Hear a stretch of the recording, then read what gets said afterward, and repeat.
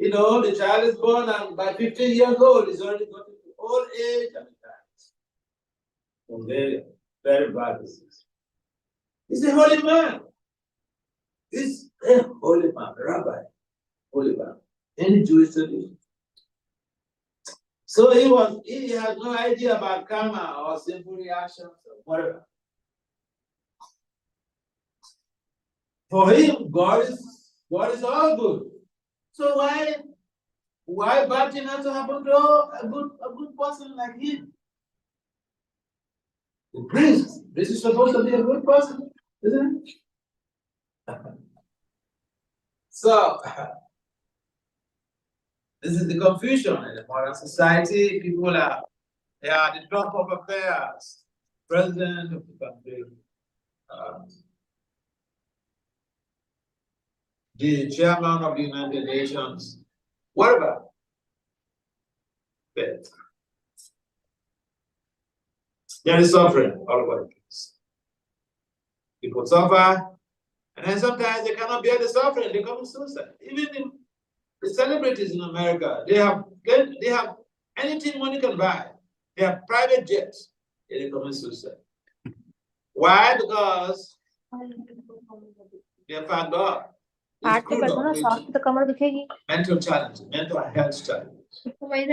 They cannot deal with it. So people are suffering in this world, and that is because of sinful reaction. But this whole suffering is due to sinful reaction. If we don't know, we better know it.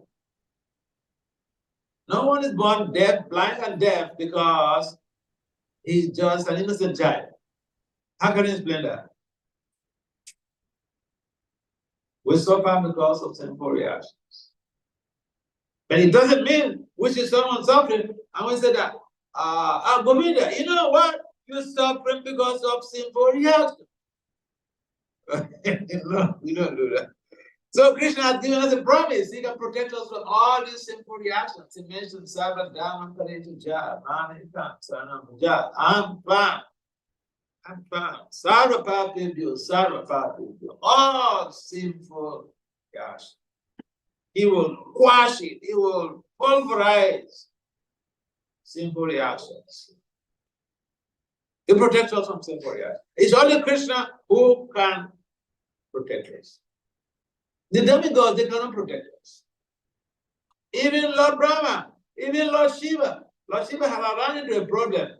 He gave a boon to someone, one of his devotees. He gave a boon, and then this fellow decided that he would try the boon on Lord Shiva's head. He gave a boon to somebody that if he touches someone's head, the head will crack. So he got that boon from Lord Shiva, and then he thought, wait a minute, how am I sure it's really real? I better test it on him.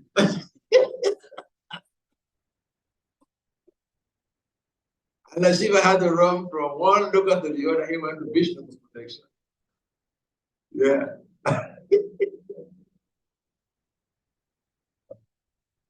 So, Lord Krishna is the supreme protector of everyone in three worlds. And we find also the case of Prahlad. Prahlad was suffering so much from the hands of his demoniac father, Hiranyakasipu. But ultimately, he got protected. In fact, he was being protected all through the scenario, all through the episodes of the demonization and the abuse. Now, attempts of murder. Imagine when you have to attempt to kill your own child. But Krishna always protected for that. He was thrown over a cliff, mountain cliff. And he felt like he fell on the foam. Was not affected. So this God, the concept of God, is it real? Yeah, it's real.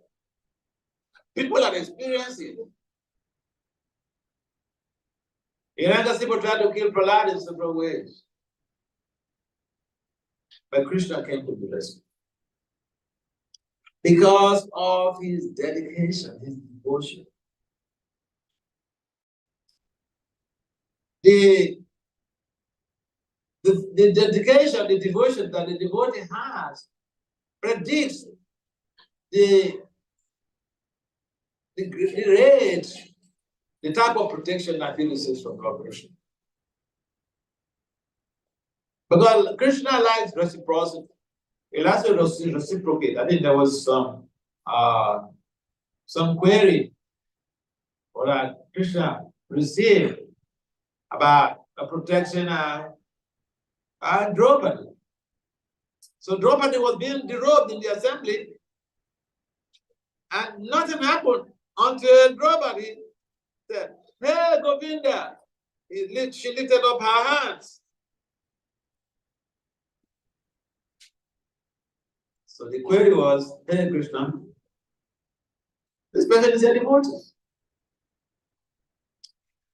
You're supposed to protect him all the time." As Krishna said, but he didn't call me. He didn't.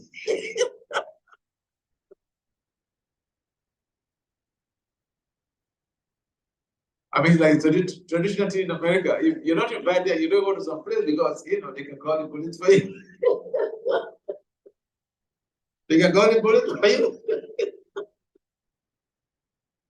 So people want to find fault with Krishna, they will say, well, nobody is Krishna's devotee.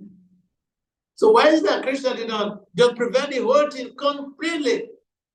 If he could prevent the whole thing completely, why would have been the Lila? Where would the Lila come from?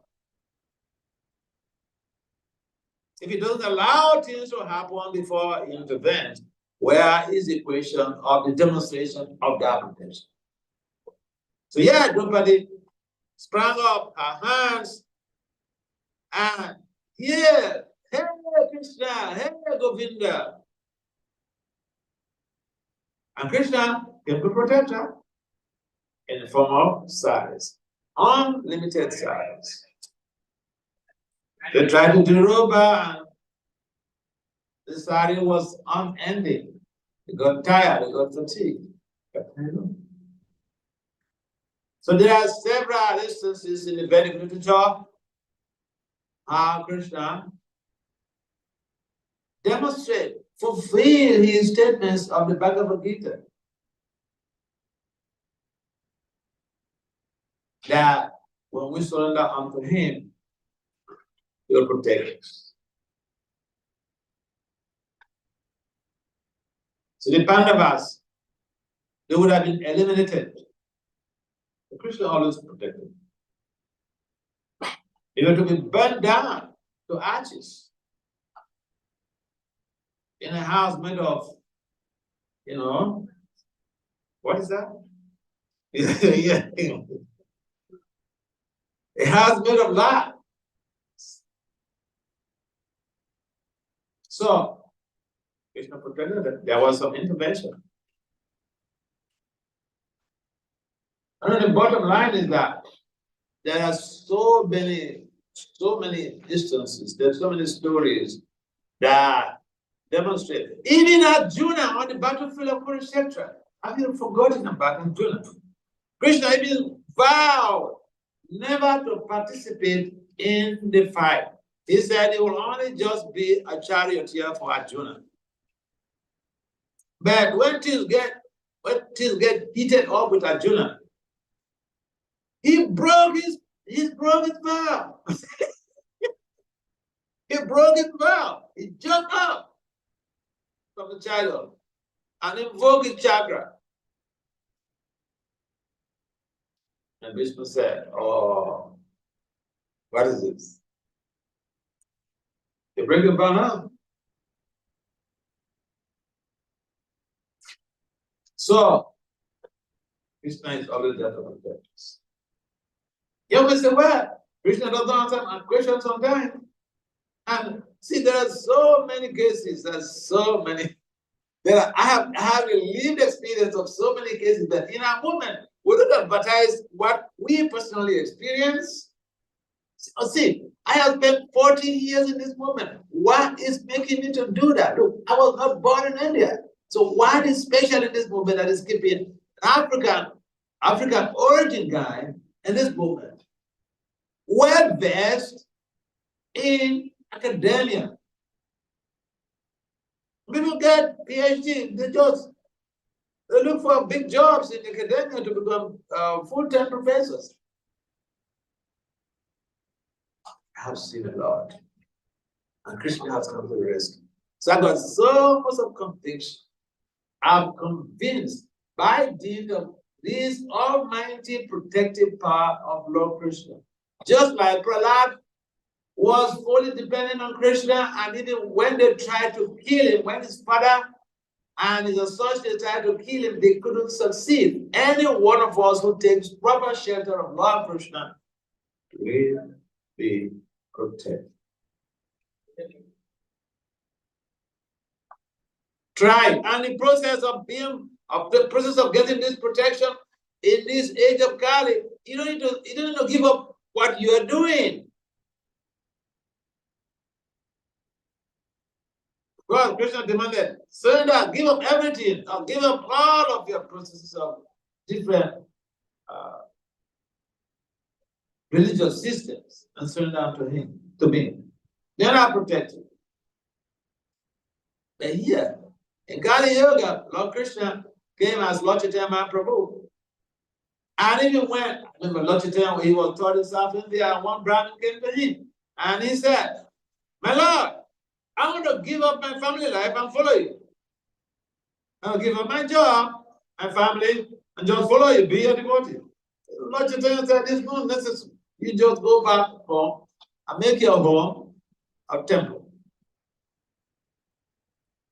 So let's get these points clear, so that people don't come to make some type of insinuations that, the ISKCON people, they don't allow our children to be with us, all this thing, blah, blah, blah. Lord Chaitanya, by his own life, he exemplified the very concept of surrender means to surrender to the holy names. Because Lord Krishna is not different from his holy names, and therefore the concept of, within the conceptual framework of surrendering, when we chant the holy names, basically Krishna comes to the rescue. Oh yeah. Like we find in the case of Ajamir. Yeah. The case of Ajamir is a typical example that although he chanted Krishna's names unintentionally,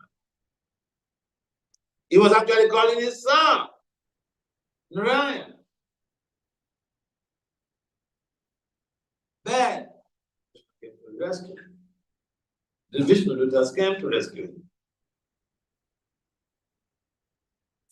If you begin with jokingly surrender to Krishna through his holy names, jokingly chant Hare Krishna, we attain very high sound of purity. So it's the process of getting protection from the Lord in Kali Yuga is very simple. And what is that process? To simply chant Krishna's holy names. Hare Krishna, Hare Krishna, Krishna Krishna, Hare Rama, Hare Rama. Those who are surrendered to Krishna, worshiping Krishna, if they are in difficulty, Krishna always shows up. It's like, like you have a father, a little kid, you have a father, you're walking in the streets in the city, and some people are harassing you, and your father just shows up from nowhere and says, hey, get out from here. All the other children, they just run away. Krishna is like that. Remember the case of Ambarish Maharaj? When he was being harassed by this powerful yogi. What's the name of that yogi?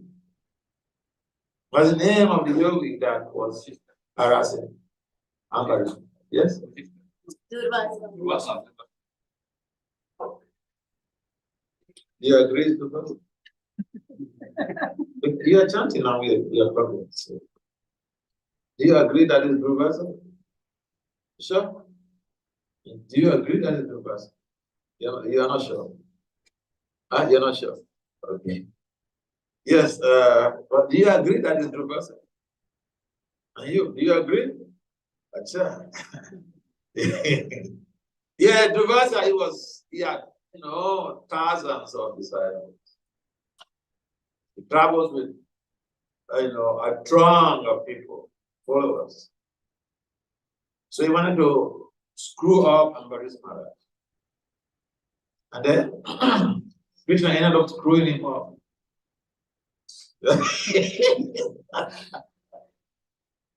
So don't play with the devotees of the Lord, because it seems as if they're very powerless.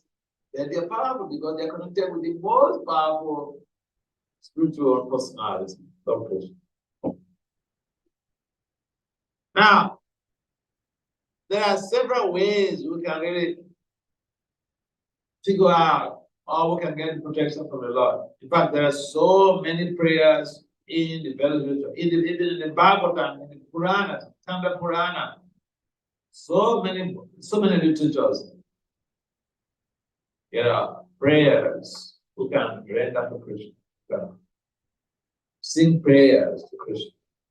And Krishna hears when we make some supplications.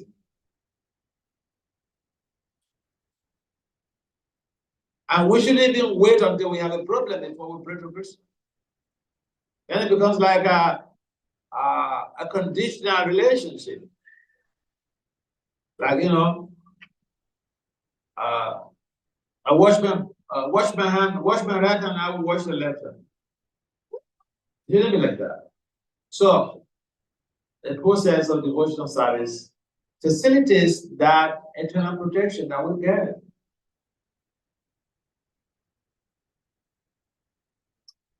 It is important for anyone who is engaged in devotional service to be convinced about the omnipotent power of Lord Krishna. Omnipotent means he has all powers. He can do anything and everything. And that is the Supreme Son of God. And that is the personality that we worship. That even Lord Brahma, who is the Supreme Lord of our universe, Lord Brahma is the Supreme Lord of our universe. Even Lord Brahma worships Krishna. Because sometimes Lord Brahma is confronted. He's the administrator of this universe. Sometimes he's confronted. I remember the documentation in the Nrsimha Purana, how Hiranyakasipu was planning on how to go and perform austerities and beg, solicit for Lord Brahma to give him what even Lord Brahma doesn't have. And what is that? What was it like? Hiranyakasipu planning to go and beg from Lord Brahma? That Lord Brahma even doesn't have. Immortality. So Lord Brahma, he knew that this guy is going to come and perform some terrible austerities that will really shake the whole universe. And he did. So the first instant when he made all these plans, Lord Brahma was in anxiety. But the God Krishna came to the rescue by dint of his son. Nada Muni is the best. Lord Brahma said, Putra sisters. You see, he addresses Nada Muni as Putra sisters, the best of my sons. Why? Because Nada is purely devoted Lord Krishna. He travels around the whole universe preaching Krishna consciousness. So, the Supreme Lord protected Nada through his devotional potency in the form of Nada Muni. So Nada Muni also understood that his father was in anxiety about the impending austerities of Hiranyakasipu. So he went to meet his father. And it's like a traditional Indian boy will meet his father and say, Baba, I understand you're in anxiety now. don't worry, I'll deal with this situation, okay? She told her that, don't worry, I'll deal with this situation. So, Nada, when Rangasipo went to the forest, Rangasipo has told his wife, who is Rangasipo's wife, plus one. Kayadu. You believe that? You sure? You're not sure. You're not sure. What about you? You believe that? Kayadu is Rangasipo's wife, plus one? You're not sure. What about you? You're not sure. Okay.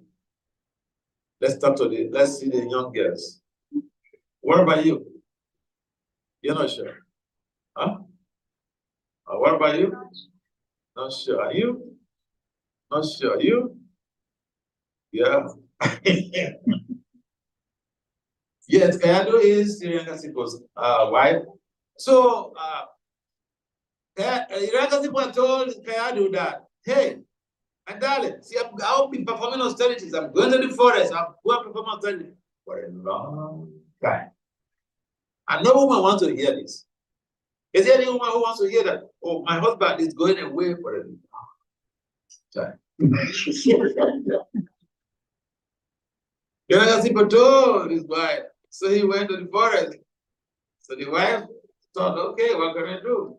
She's powerful mystic and he decides to go for a long time. Okay. So she, builds up her mind, set up her mind, adjust herself accordingly. So Rangasipo went to the forest and he sat under a tree, was doing his meditation, and Nada came there with his friend, Pavatamoni, in the form of birds. They went there and they started chanting, Om Narayana Namaha, Om Narayana Namaha, Om Narayana Namaha. And Narayan, Vishnu or Krishna is Rangasipo sees Vishnu or Krishna as his enemy. And here two birds are constantly chanting Narayan's name. But it was the biggest disturbance he ever had. It was so agitating, he left. He abandoned his austerities. So the purpose of Nada's promise to his father was fulfilled. He left. So Brahma was protected from the anxiety that could accrue from Rangasipo's austerities. So again, Krishna protected it. Krishna inspired Nada Muni to have that perception, to understand what was going on with his father, and Nada Muni came to rest with his father Prabhupada. So in several ways, we have seen how Krishna protects his devotees. In several, many. The question is, we should try to be devotees of the Lord. And being a devotee of the Lord in Kali Yoga is not a difficulty at all. You can be wherever you are, do whatever you're doing, and simply surrender to Krishna. That is in the process of chanting Krishna's names. Hare Krishna, Hare Krishna, Krishna Krishna, Hare Hare Rama, Hare Rama, Rama Rama, Hare. I was speaking with one of the young girls who is going to college next September. The going to college, going to university, Kali Yoga, especially in the 21st century, is like going to a war front. For the devotee, it's like going to a war front. I remember one, if you're going to the war front, you need protection. Huh? You need protection. And that protection, you have to put on bullet armor, all this helmet armor, boots armor, everything. So, any intelligent person should understand that they are going to college is equivalent to going to the battlefield. All sinful activities go on in colleges. I remember There are robbers there, there are, whatever it is. There are rapists, there are, people who are specialized in sexual harassment, and everything. Drugs, everything you can think of. And therefore, even the energies they learn, they are so unsuitable for the devotee. And then so therefore, sometimes some people, I hear some people say, Prophet said the colleges are slaughterhouse, so I will not send my child to college. Okay, did you go to college? I said, I remember I was in Gitanagri and one gentleman, he came from a family of all of his other 4 brothers are medical doctors. Of course, only him used to do IT. So he got married to one lady who is also an IT lady. He had a baby. And I want to get an angry and experience that situation. They brought this baby into the farm. And you know what they told me? They said, who want the baby to be a colored girl? So no need for schooling. I said, wow, this is a wonderful decision you made. But did you go to college? I talked to the man. I said, all of your family, your father has a PhD. All of your other brothers, they're medical doctors. You came from a family, an educated, well-groomed family, professional development. Now you want this innocent girl to be a colored girl in America. A child.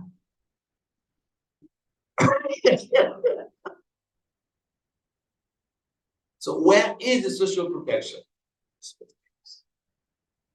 So if she's a colored girl, what type of man is going to marry? There are no colored men in America. Are there colored men in America? Maybe in the, what do you call it? What's the name of this group of people? There are, but they're like outcasts. They don't really mingle with society. So the point is that we want protection from Krishna, but we want to subjugate our children to such unimaginable, uncomfortable situations like they should not have skills. Why is that? And therefore, I told this company that, look, your decision is completely, outrightly bogus because you cannot substantiate it. The both of you are parents of the girl, you went to school, you get good skills, you get your degrees, you're working. But this poor girl, you're saying, you're quoting Prabhupada. Prabhupada didn't say you didn't send the child to school because Prabhupada said one to school. So, going to school, going to colleges, these days, you need sufficient protection. And that protection is in Holiness. Because if you go to the colleges, just by stepping on the college campus, you are beginning to imbibe those sinful energies. Just like you go into the snow, you go outside during the heart of the winter. And if you like, put on 5 thick jackets. You stay out for a long time, for even 15 minutes, you will feel the cold penetrating. That's called the field effect. There's a theory we call the field theory, developed by the German psychologist Professor Lev. So the things we are talking in Krishna consciousness in terms of going to the mandir, going to the theater, going for pilgrimage, they are all scientific, they have scientific basis. You go to a particular place, that environment will impact on your values, will impact on your behavior. So we want protection. We should have a association of pure devotees. We want protection. We should visit the holy land. We want protection. We should chant Krishna's holy names. Hare Krishna, Hare Krishna, Hare Krishna, Krishna Hare Hare, Hare Rama, Hare Rama, Rama Rama, Hare Hare. So, let me quickly say some few things about Mother's Day. I know some of the men would not like to hear this, but please. I want to say something very, very relevant. Of course, So, do you know that women are the ones who rule this world, this whole world? You know that women rule this world? You know that the mothers are the ones who rule this world? Do you know that? You don't know. Do you know that? You don't know. The men, who knows? Raise up your hand if you know that women are the ones who rule this world.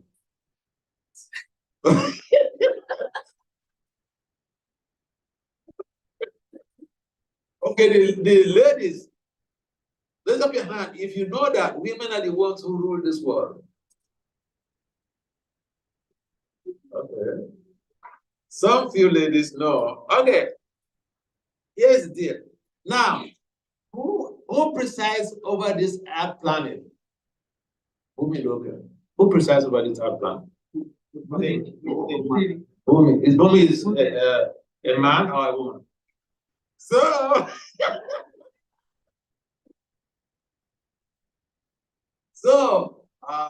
the Mother's Day should be celebrated with pomp and splendor because women actually rule our planet.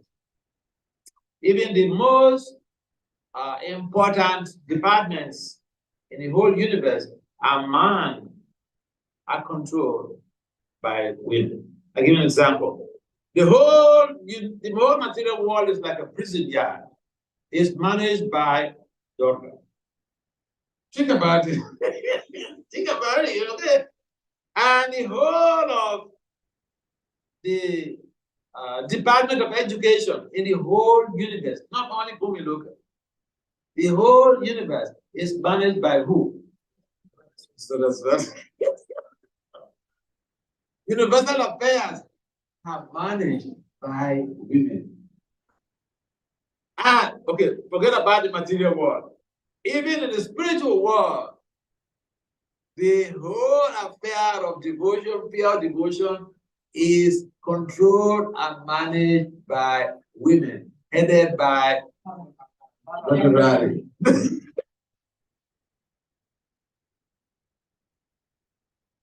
So we masquerade as, okay, we are the rulers, we are the, we are the guys at the top. But you know what? If we know the details, so women have 8 times more potential and kinetic energy than men. I can give you that example, okay? I can give you a graphic example. I conducted some studies to back up this stuff. And I conducted some studies, and some of the people I interviewed were like husband and wife working in the same company, working in the same number of hours. And then, you know what? When they finish, they come back home, the man is fagged out, he's tired, he goes to sleep. Now the woman goes out to pick up the children from school. She goes out to the mall to buy the groceries. She comes back and cooks. And then, wake up the husband to come and eat. And then she goes back again to clean up.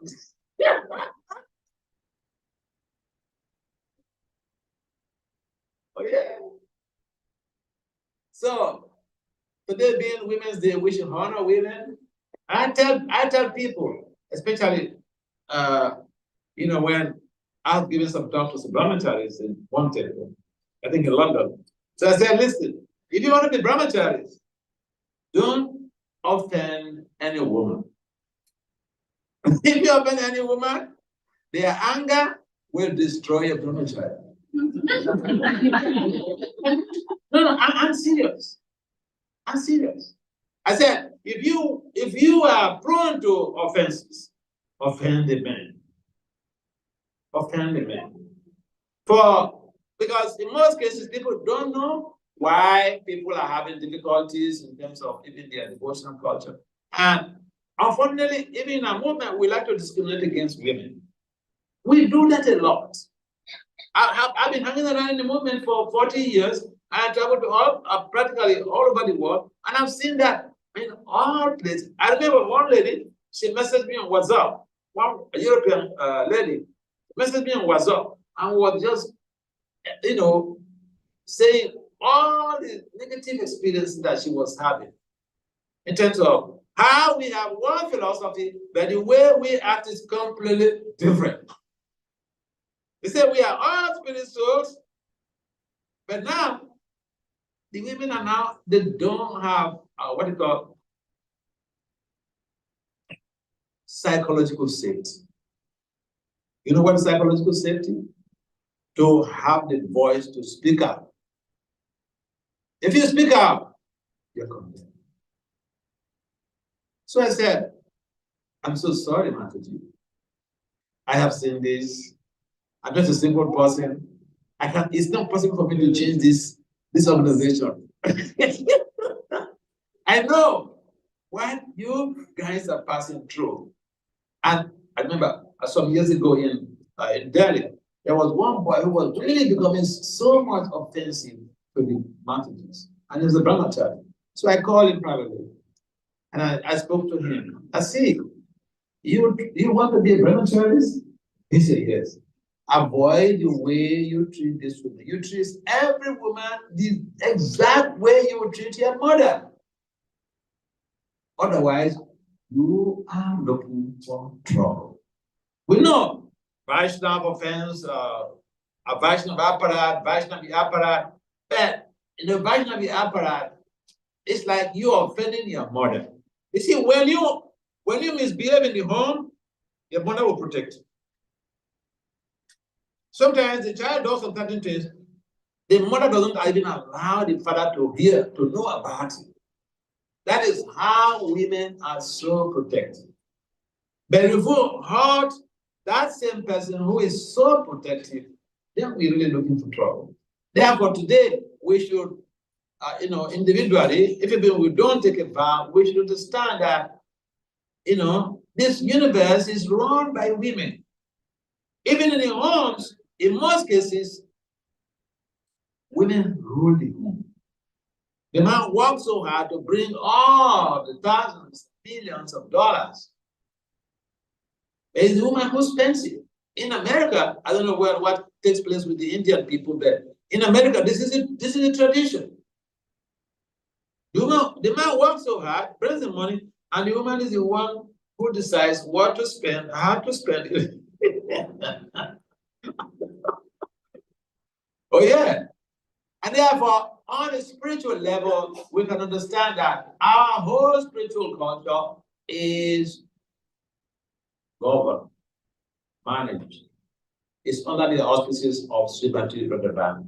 Therefore, we should have a sense of honor, respect, a culture of respect for women. And Prabhupada mentions Krishna Taba Punya Abeba. E Punya Koribita Radharani Kusiha. Duva Atibole tonight. He said, brothers, if you want to please Krishna, if you want to obtain Krishna, please Srimati Radharani.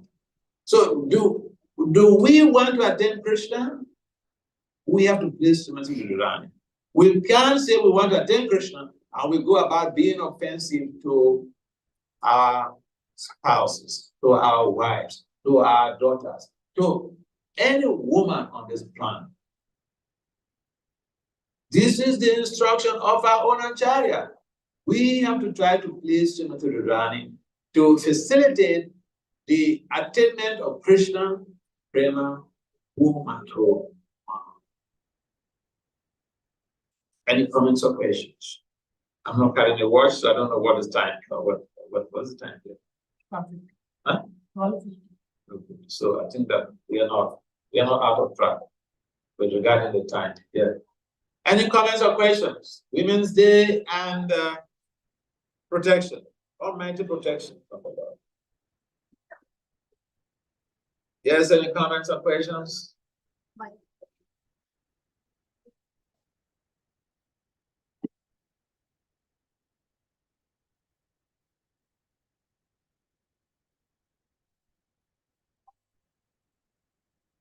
No comments or questions?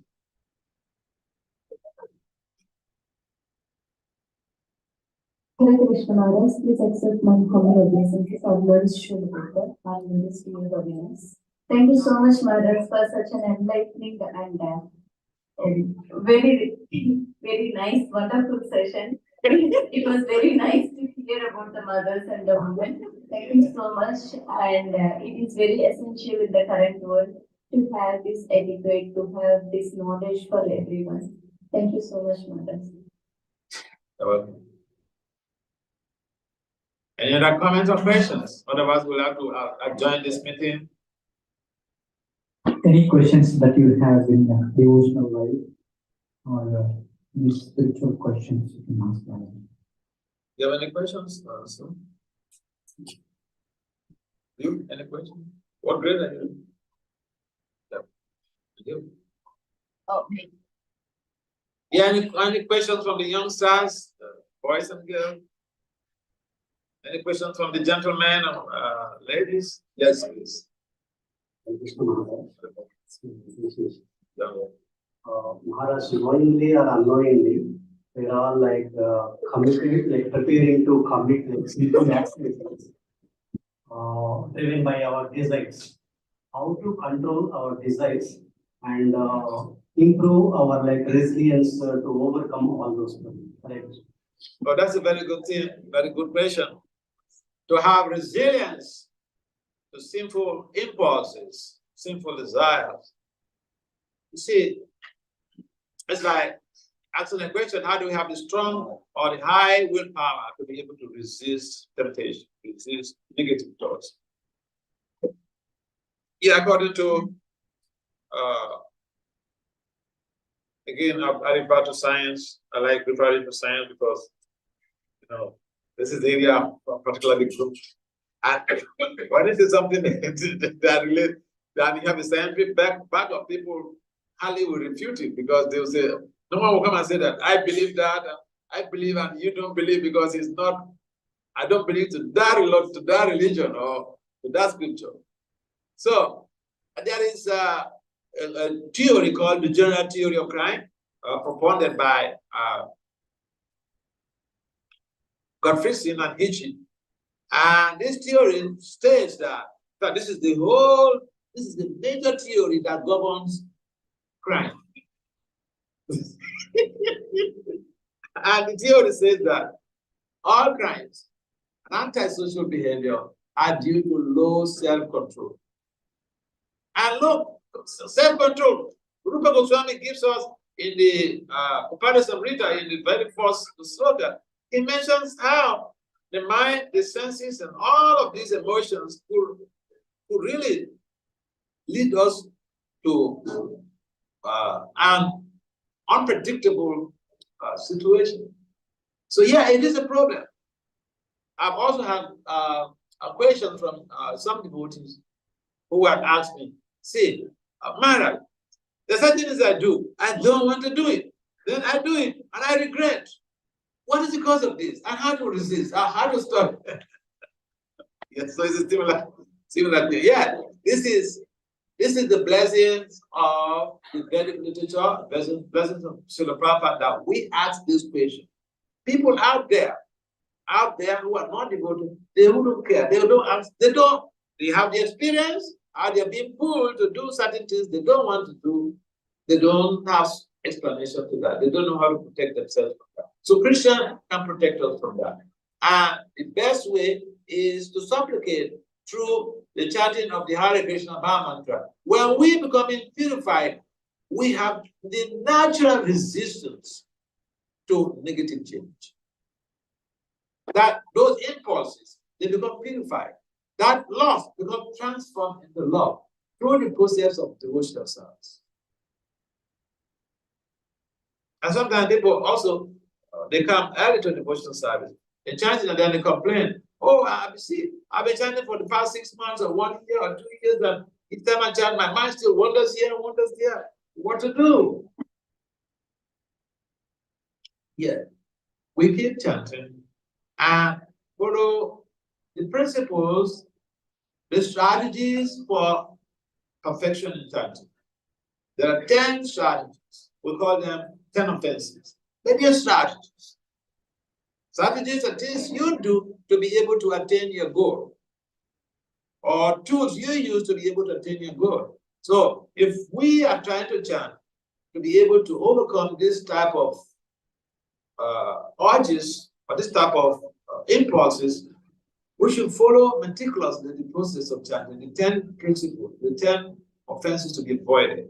So that, and on top of that, we should chant and hear the 32 syllables distinctly. Hare, Krishna, Rama. We hear the 32 syllables distantly. The purification comes expedited. In as much as we're not involved in committing offenses in any form, either Vaishnava, Vaishnavi, or Aparas.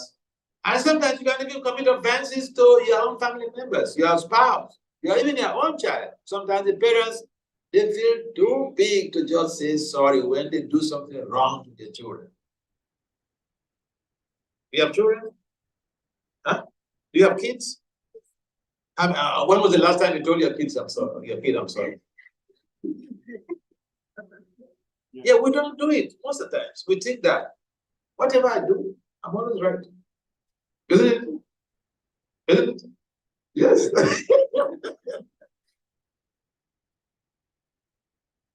You see, do we want to be devotees? We should learn this. They are simple things. They are very simple things that we tend to ignore. If you are a true devotee, if you hurt your child unnecessarily, you should say, I'm sorry. Because that anger will destroy you. And then we start having all of these negative pulls, impulses. So we have to be careful. The process is genuine, and we have to meticulously follow it. Simple things matter. We hurt somebody. The way to get forgiveness is to beg that person directly. I remember I like telling this story, which happened in Laguna Beach in Florida. I went to Laguna Beach, a temple, and then I just finished giving the Sunday class. And then, as I finished, one guy just came to me. I was still sitting on the other side, and he started reporting himself to me. He came back from office one day, and he rained all type of abuses on his 8-year-old daughter. He was 8 years old. And she just tolerated everything that his father said, quietly. Very un-American. Because she could call the police and then the father goes to jail. It's abuse. And the government don't want to hear that you hurt somebody, especially a child. So, she tolerated. She followed the principle of tant tiksha swa bharata. Krishna said, tolerate. But she didn't stomach the trauma. Let's get this point clear. That's a process we call tolerance. That's a process we call addressing the issue. Because if you don't address the issue, you could build up a traumatic effect that somebody else may do something very simple and you pulse out. The whole thing that is being within, tied down within, comes to that person. Then the person wants to say, what did I do? That simple thing? No, the things have accumulated. It's traumatic effect. So this girl, she kept quiet. Some days have passed. Father has forgotten what he did. 8 years old. She was happy. She has also calmed down her temper. They were eating. And she came up. Dad, you remember? The other day you came back from office and you did this to me. You abused me, you ran all type of stuff on me. Did you have any fights with anybody in the office that day? 8 years old. 8 years old. That in conflict resolutions, we call that resolving deep-rooted conflicts. How to resolve deep-rooted conflicts? The person has offended you. But then, he attacks you. But then, you don't react. You are proactive. Proactive means you're thinking, what's the best way to help this person? So the girl, she thought, the best way to help my dad is to keep quiet. Let me tolerate it. After everything, I will address this issue. Exactly that she did. So when she asked the father said yes. That he had a fight with his boss, colleagues, and all those things. So we see when you have fights outside with your colleagues or in the office, and you don't address it, and some people they don't even have somebody they can discuss their fights with. They just stomach it, and then it builds up some trauma.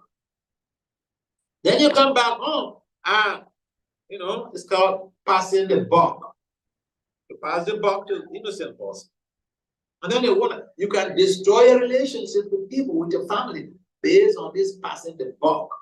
I remember one psychiatric doctor, I don't want to mention the state, but in America, her husband was very close to me at the time.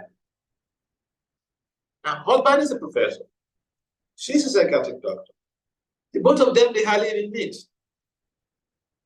But you know what? Because I was very close to the family, practically almost every day she will call me to download all of the traumatic effects she received from the clinic. Because she knows if she does not have somebody to share her challenges with, she will get into trouble maybe with the husband one day. Husband will say, very little thing, and you get fired up and then destroy the relationship. So she knew. And therefore, we have to be careful.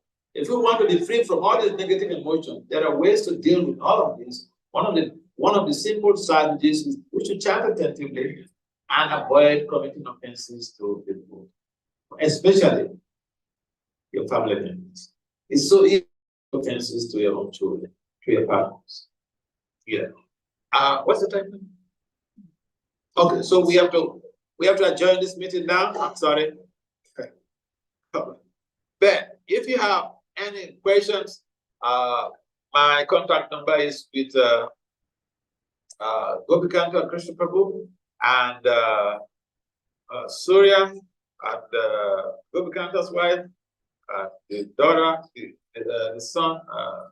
So feel free to reach out to me. I'm a liberal guy, okay? Don't treat me as, oh, Jai Maharaj. We're not going to eat the Jai Maharaj. The Jai Maharaj will simply create a paper full of demarcation. I don't mean that you should not be respectful to people, but for me, I prefer creating relationship so that I can be in a better position to help you. When we have a good relationship, you'll be able to reveal your mind to me, and I can be in a position to help you. I bet you I'm one of those persons that can help you.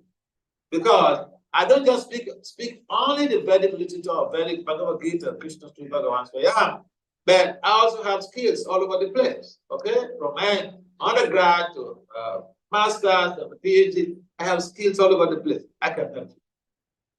So if you have any challenges, feel free to reach out. Srila Prabhupada ki jai. Maharaj Ji ki jai.